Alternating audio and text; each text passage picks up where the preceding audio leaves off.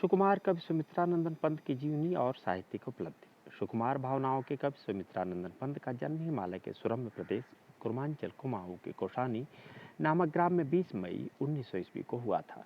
High school में अध्ययन के लिए वे अल्मोड़ा के राजकीय हाई स्कूल में प्रविष्ट हुए। यहीं पर आपने अपना नाम गुसाई दत्त से बदलकर सुमित्रानंदन पंत रखा। इलाहाबाद के म्योर सेंट्रल कॉलेज में प्रवेश लेने के बाद गांधी जी के आह्वान पर आपने कॉलेज छोड़ दिया। फिर स्वाध्याय से ही अंग्रेजी, संस्कृत और बांग्ला साहित्य का गहन अध्ययन किया। उपनिषद, दर्शन तथा आध्यात्मिक साहित्य की ओर उनकी रुचि प्रारंभ से थी।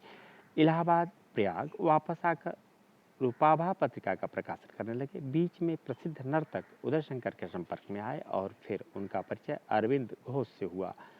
इनके दर्शन से प्रभावित पंत जी ने अनेक काव्य संकलन स्वर्ण किरण, स्वर्णधूलि, उत्तरा आदि प्रकाशित किए। वर्ष 1961 में आपको पद्म भूषण सम्मान, कला एवं बूढ़ा चांद पर साहित्य अकादमी पुरस्कार, लोकायतन पर सोवियत भूमि पुरस्कार, चिदम्बरा पर भारतीय ज्ञानपीठ पुरस्कार प्रदान किया गया।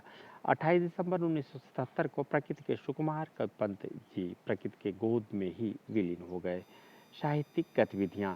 छायावादी के प्रतिनिधि कवि सुमित्रानंदन पंत ने 7 वर्ष की आयु में ही कविता लेखन प्रारंभ कर दिया था। आपकी प्रथम रचना वर्ष 1916 में आई। उसके बाद वर्ष 1919 में उनकी काव्य के प्रति रुचि और बढ़ गई। पंत के काव्य में कोमल एवं मृदुल भावों की अभिव्यक्ति होने के कारण आपको प्रकृति का सुकुमार कवि कहा जाता है। कृतियां, काव्य रचनाएं: वीणा 1919, ग्रंथ 1920, पल्लव 1926, गुंजन 1932, युगांत 1987, युगमाणी 1938, ग्राम्या 1940, स्वर्ण किरण 1947, युगांतर 1948, उत्तरा 1949, चिदम्बरा 1958, कला और बूढ़ा चाँद 1959, लोकायतन आदि। गीत नाट्य: ज्योत्सना, रजत शिखर, अतिमा 1955, उपन्यास हार 1960, कहानी संग्रह 5 कहानियां 1938। काव्यगत विशेषताएं: भावपच। सौंदर्य के उपासक पंत की सौंदर्यानुभूति के 3 मुख्य केंद्र प्रकृति, नारी एवं कला हैं।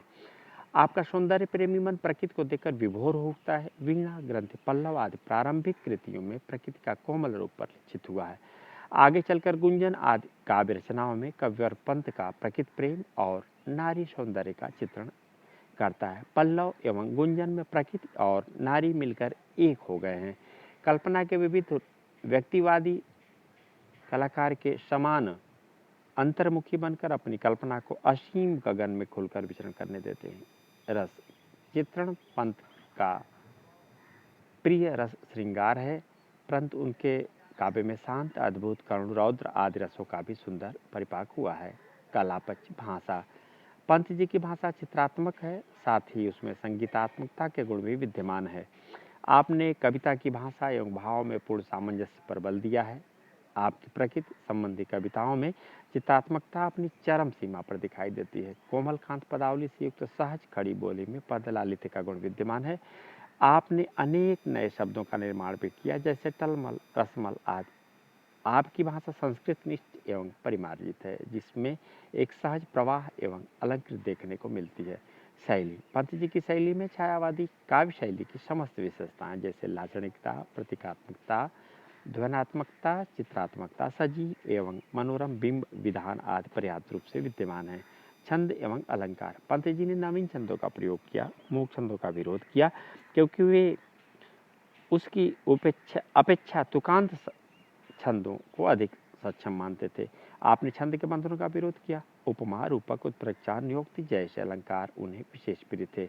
वे उपमाओं की लड़ी बांधने में अत्यंत सक्षम थे। आपने मानवीकरण एवं ध्वन्यार्थ व्यंजना जैसे पाश्चात्य अलंकारों के भी प्रयोग किए।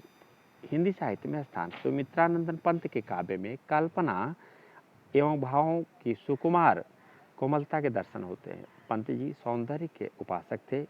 वे युगदृष्टा एवं युगसृष्टा दोनों ही थे। आप असाधारण प्रतिभा संपन्न साहित्यकार थे।